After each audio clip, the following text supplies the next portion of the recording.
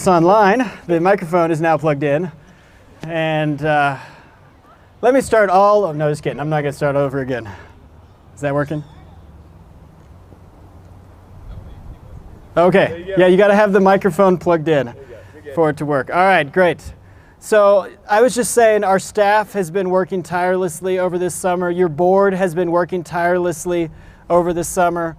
And just a huge appreciation to everybody that is making this year possible. I thank you families for trusting us, for committing to another year. And we're not sure exactly what it's going to look like. We are doing our best, and every day there seems like there's new information. We try to adjust. We try to do what we feel like is safe for our students, but yet does not ruin what makes University School special and the community, the culture. So how do we balance those two things? And that's what we want to talk a little bit about tonight. Hopefully by now you have actually read the pandemic plan that we have put on the website. Tonight is not so much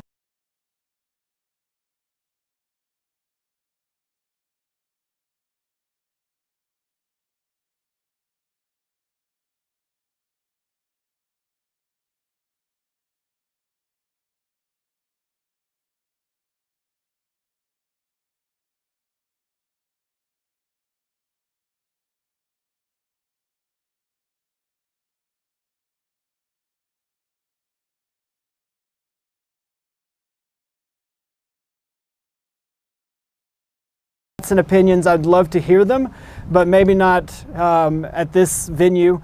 You can email me, call me, or corral me at some point and just share what you think. But there's a lot of that we have gone through. We have contacted El Paso County Health. We've looked at the CDC.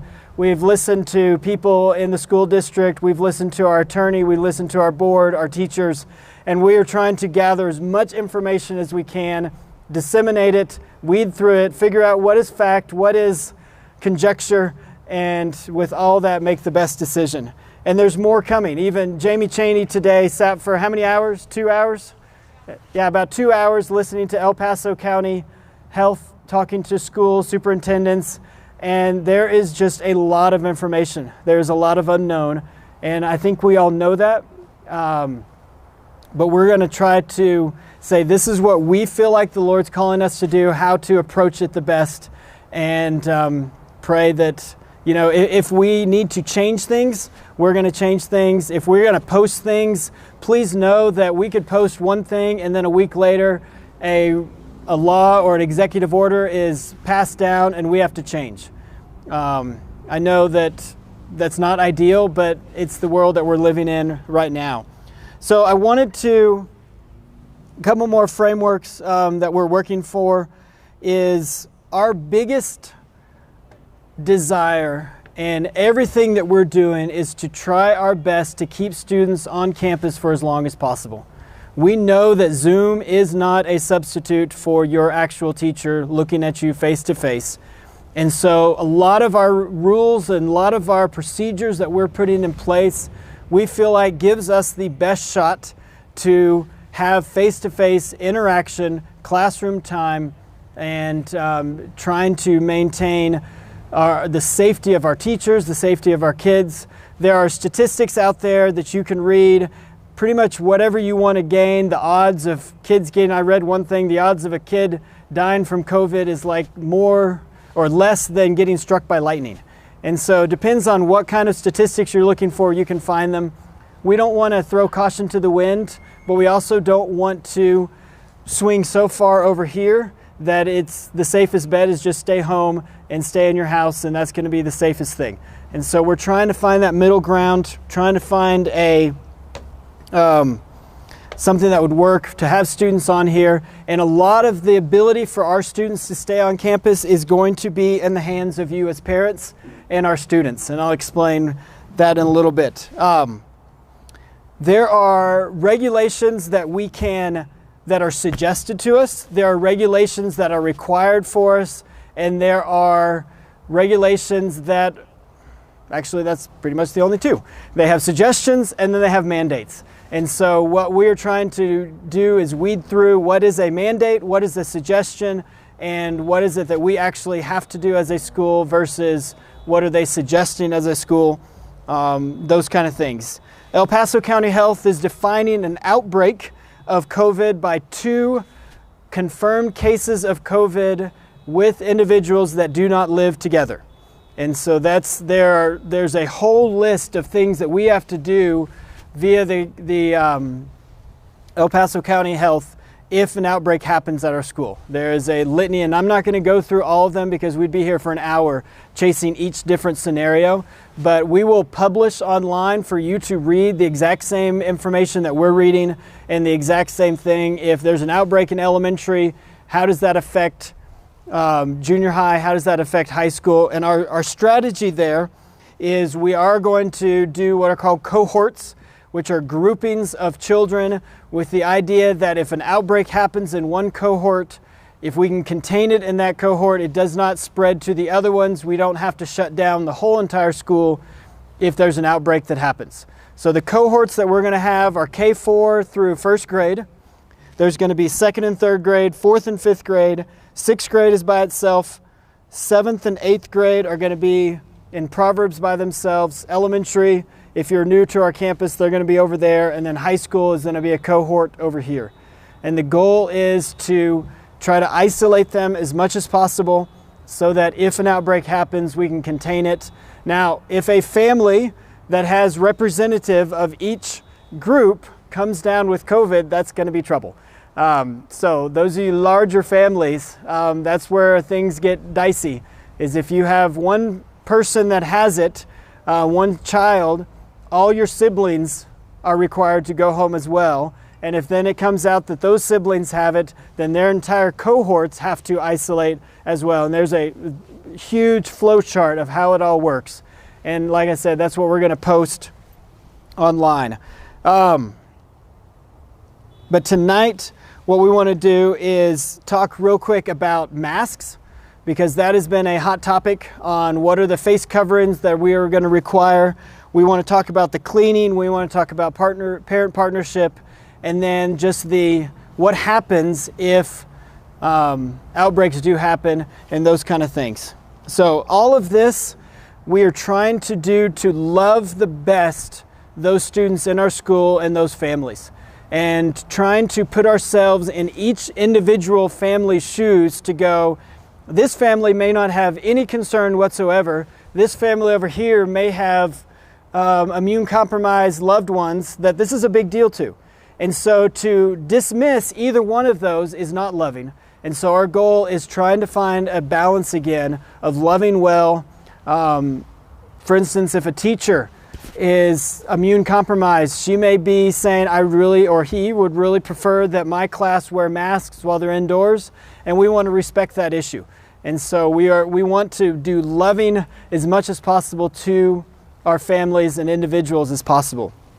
On the mask issue, currently, as you know, there's a mandate from the governor that says anybody 10 or 11 and up has to wear a mask when moving and entering and moving around a public space, which there's a lot of gray area there. There's the questions of what happens when they're not moving around in a public space. And so like in a classroom, if you can socially distance far enough. If you've been in our classrooms, we have some classrooms that you can socially distance pretty well.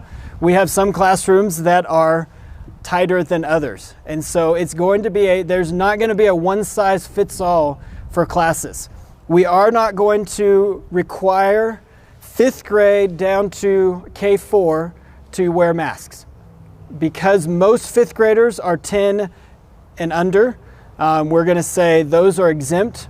If you have that one student that just happens to be a little bit older than all the other 5th graders, they will not have to wear a mask and be the only one in their classroom wearing a mask because they just had a birthday in April or whatnot. This again is if the mandate stays in place. The mandate is set to expire on the 17th. My guess, if I'm a betting guy, and I have no reason to believe this, I think it's going to be extended for another 30 days. And then if I'm going to bet again, I've told my staff this, I think during that next 30 days, it is going to be a madhouse at schools trying to keep masks on all these little kids. and there's going to be something else in that next 30 days that comes out to says, no, we need to come up with something different. Because I know what it's like to try to wear a mask for 6 hours in a day, and that's tricky. And if I can't do it very well, it's hard to, how's that? Sorry, I'm just kind of getting droopy here. It's a long day. Okay, so K4 to 5th grade are exempt from masks. 6th through 12th grade, we'll be issuing a stylish buff to all students and faculty that looks something like this, except it says University School. What we're going to ask, assuming the mandate is still in place, we are going to ask that as students are moving between hallways, you simply put up your little buff, walk to your next class. If your class is outside, you can take it down. If your teacher feels confident that we have socially distanced well enough in class, then we're going to allow them to make the call to take them off as well. And so we're going to use our best judgment on that. It may be that your English class, just the size of the room, the unable to socially distance, you may have to wear a mask during that day. We are going to encourage our teachers to have outdoor class as much as possible. As you can see, we have a lot of room. We're going to be placing whiteboards strategically throughout campus, just outside. Teachers are going to be able to come outside, have class. There'll be plenty of room to have mask breaks with that as well. So that teachers in elementary will be having masks, and staff and teachers, while they're moving in and around the buildings of the other buildings, will also have masks on. And if the mandate goes away, then we'll reevaluate, pray through what we feel like is the best, and move forward. Either way, you're going to get a nice new buff from the school, and you can use it as a souvenir to say, remember that year that we had that pandemic. That was a fun year. There was a concern of over-cleaning in our school.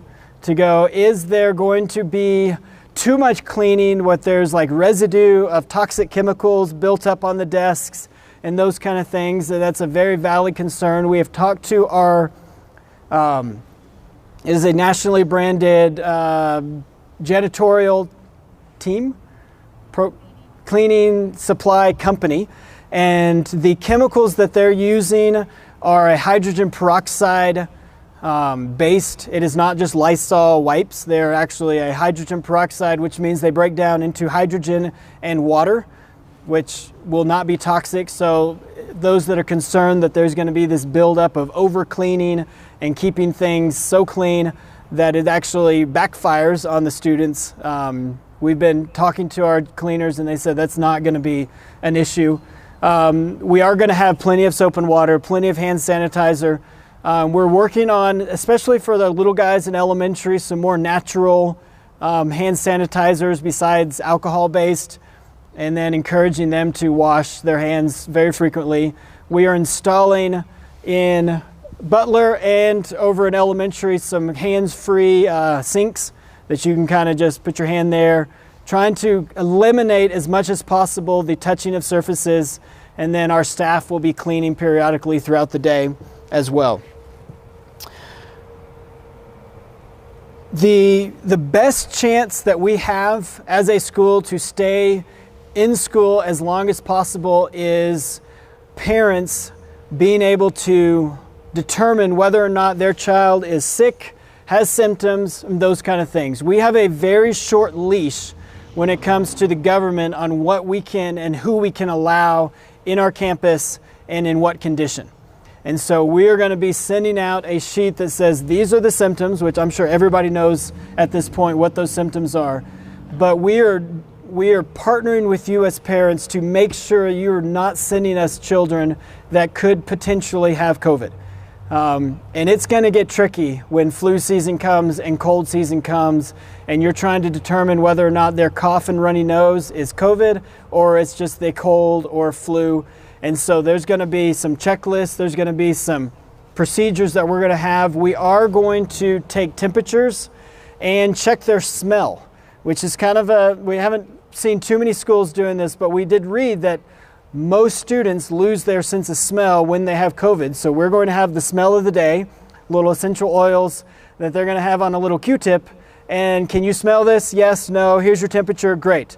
And so we're going to be testing elementary, junior high, and high school each morning, but we are counting on you to say, we're not going to send my child if they've got a cough, sneezy, runny nose, achy body, those kind of things. And if that does happen, if they show up with that, we're going to have to be pretty firm on saying they can't stay here. There's just too much to risk right now.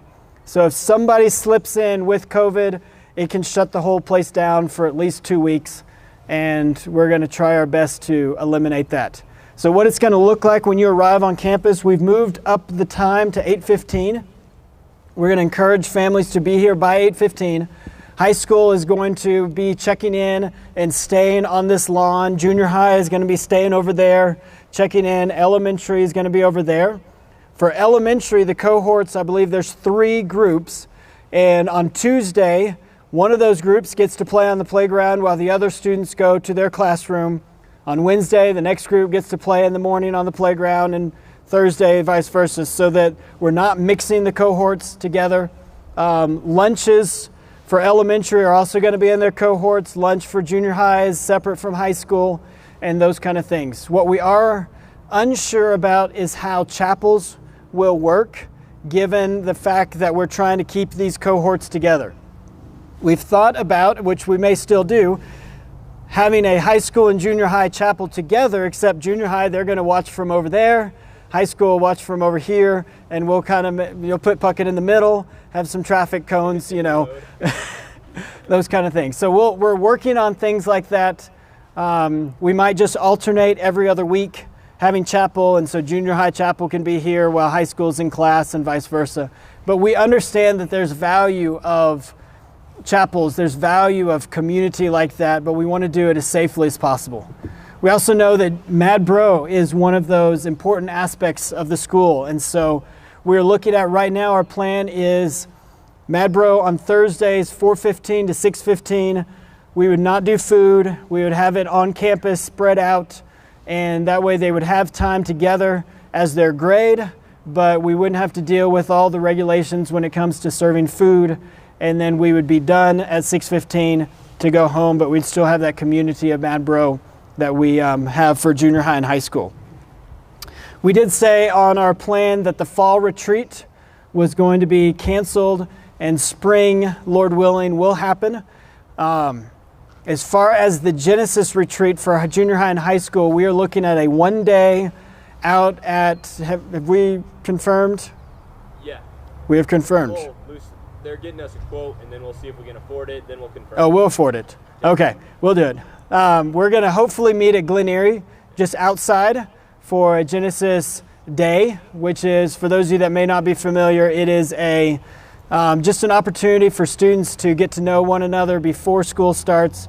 We share about the vision of the school. We share about what this whole COVID plan is going to look like for high school and junior high, and just give them an opportunity to meet teachers, meet our staff. And so it's going to be a 1-day event, and we're looking at right now over at Glen Erie, outside there. And let's see.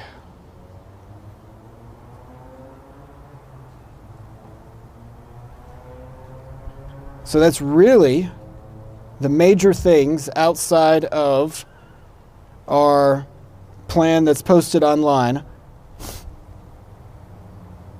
Jenna, am I missing any major thing? And then we can take questions.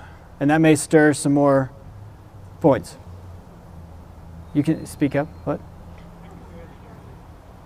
You have to. No, we're good? Okay. So let's open it up to questions, and then that may spur on some more information. And you don't have to come to a mic if you just want to yell it, and I'll repeat it for those that are watching online. 13.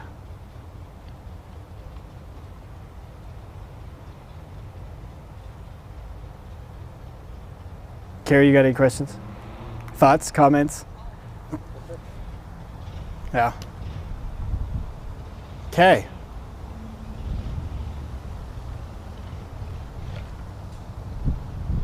Great. Should have had some plants in the crowd We have some plant questions. Yeah. to break the ice. Okay. Well, I tell you, yes, sir. There's you go, Jonathan. I've recently heard of a re-interest in hydroxychloroquine as a preventative. I've heard of clinics, like their staff, taking hydroxychloroquine once or twice a week. I haven't verified this, but they say that none of their staff, as they've been working with COVID patients, have gotten sick. Is that something that you've looked at? Maybe for the staff as a preventative?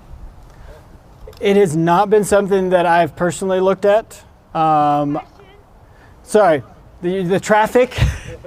He basically was saying that he has seen research in the last few days about hydroxychloroquine as potential way of not fighting off, but just kind of suppressing preventative from getting COVID. And he's asked if our staff was looking at taking that.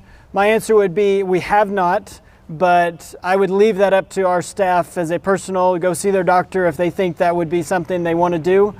It's not something we would necessarily give our thumbs up or thumbs down to, but it would be something interesting to think about and look at. Yes, Carrie. Yes, good.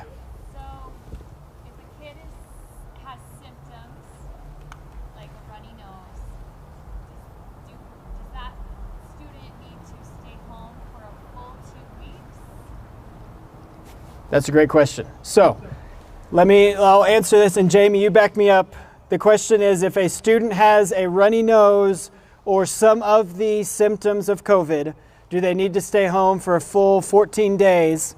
So the question is, if you start to, like if it's a runny nose one day and they wake up and they're fine, that's one thing. If they start to exhibit the symptoms or we send them home, what the El Paso County is saying is that you have to go to a doctor, get checked out, whatever that means, whatever the doctor says.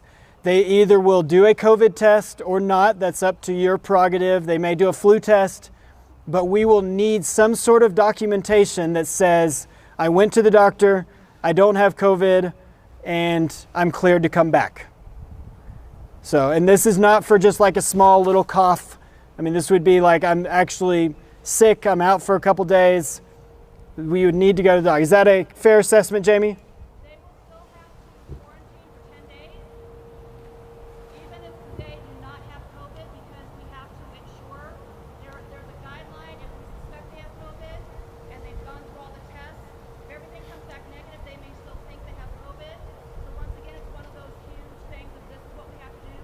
The biggest thing is they have to be fever-free for more than 24 hours with no medication given to them and all of their symptoms reducing.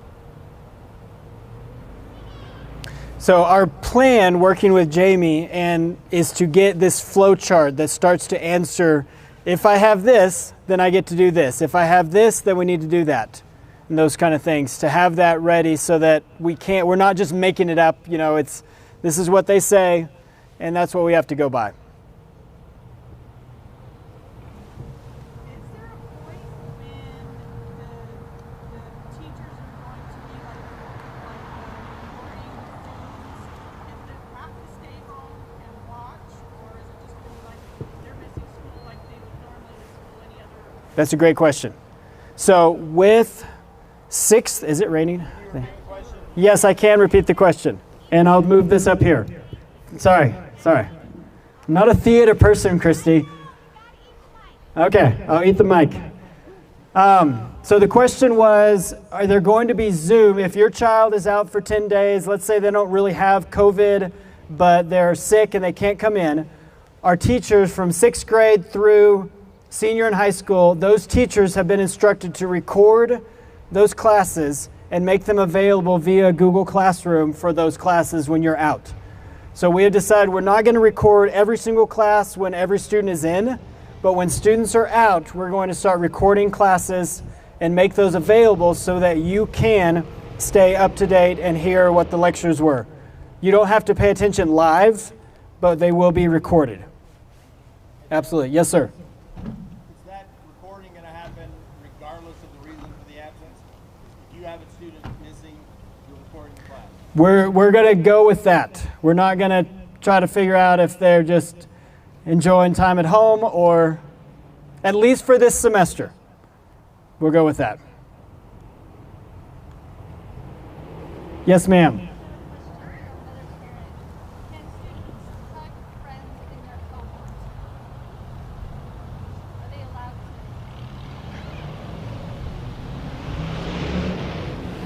to? Jamie, the question was, can friends in a cohort hug each other? I will default that to parents and their comfort level on that. We still want to try to honestly social distance to the best of our ability. Yeah. I say no, I'm a hugger. I don't like giving hugs because I don't want to in case spread something with somebody. Right. Parents need to decide what they're going to do and then talk amongst their friends on what they want to do. But it needs to be something where we still kind of really try and social distance. So we're going to play down the hugging, is what I'm hearing.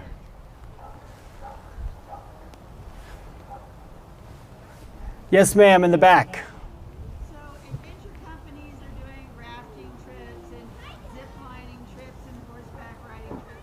Is our adventure going to continue on as usual? We are going to plan as if we are.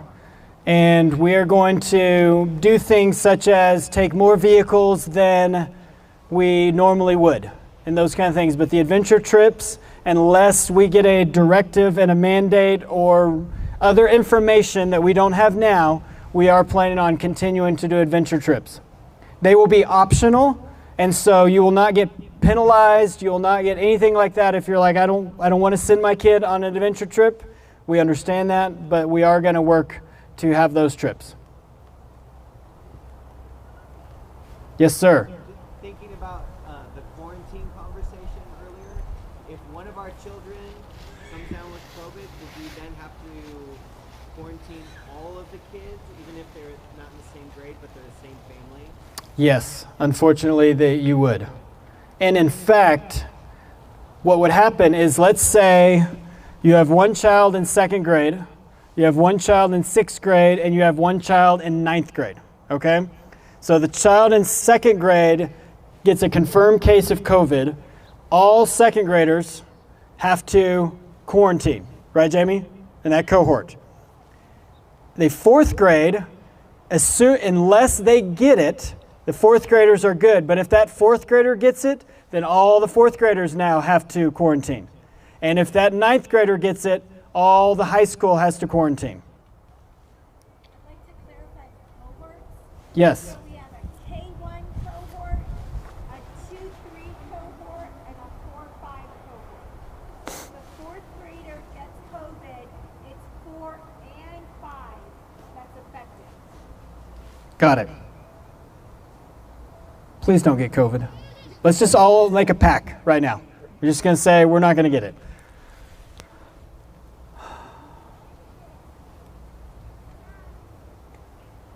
And we have to report every COVID case to the county. And what we're going to find out is, what are the regulations as far as, like, can we say the name of the person and how does that work? Because there's obviously privacy issues. But if we just say somebody in third grade is down with COVID, you might want to know who that third grader is, but we may have to leave that up to the third grade parents to say, it was me. I don't think we have the legal right to give out people's, no. I'm being told affirmatively no. Yeah. So it's going to be an interesting year 15. Yeah, oh, 2 questions. Hey, this is somebody who texted me. How do high schoolers check in that don't have a first period? Great question. So high schoolers or junior hires or elementary, if you come late, anybody that comes onto campus, there will be a designated place in their building to be screened, checked, and then counted as present. So for high school, they would march right there. The person at the front desk would screen them, ask them the smell of the day, and sign them in, and then they can go to class. we'll set up the same for the other buildings as well. Now, high school, if you have a class that starts off in the church, maybe second period, still have to come to the front desk, get screened, and then go back. Yes, ma'am. So, are parents expected to just stay, like, will there be a system for the, like, traffic flow so that if our student for some reason failed the check-in test, we would still be there, or are we expected to just drop them off and hope for the best? Right. So, a couple ways to mitigate that. One, there should not, for me, I think I know when I have a fever. And so I think for the most part, the odds of you sending your child to school with a fever and not knowing it are going to be pretty low. And so the hope is when they get off, we're just doing our due diligence. You've already asked them, you've checked them, you've looked at them, you felt their forehead, did the mom thing, and they look good to go to you. So the hope is that we wouldn't have any, hey, by the way, we just failed the check, you need to come back. So if that does happen, I would say we'll just call you, but I think it's going to be more the exception than the rule. We're not expected. You're not expected to stay here until they pass the exam. Yes, Jen? Yes, we do have quarantine rooms in each of the buildings. And so if you do get sick, we have to don the entire gown, goggles, everything to attend to your child until you come and pick them up, and we will have them secluded and sequestered. It's a scene, but we'll do it. No shame. Yes, sir.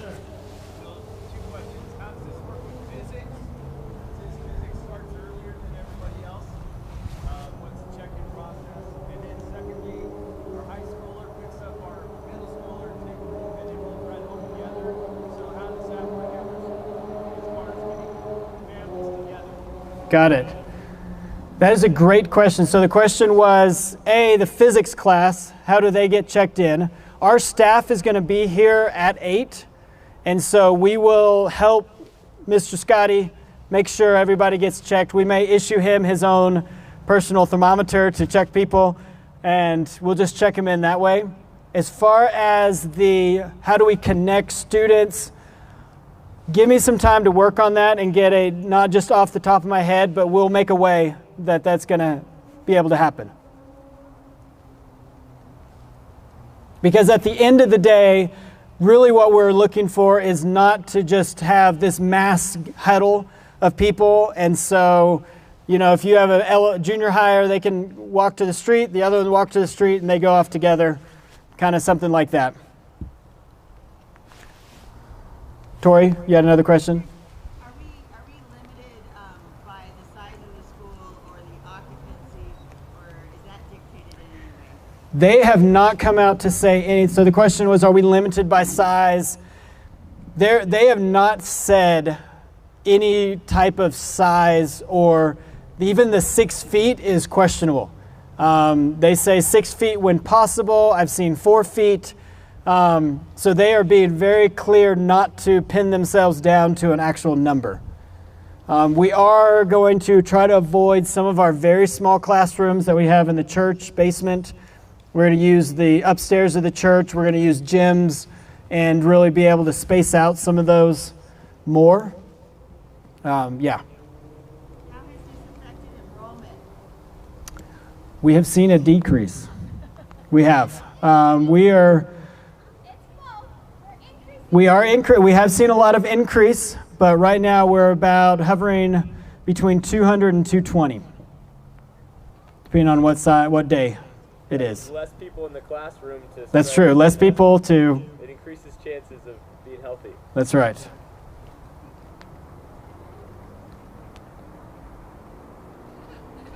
All right. Any other questions? We will be obviously around. We have set up an email address called covid@usco.org.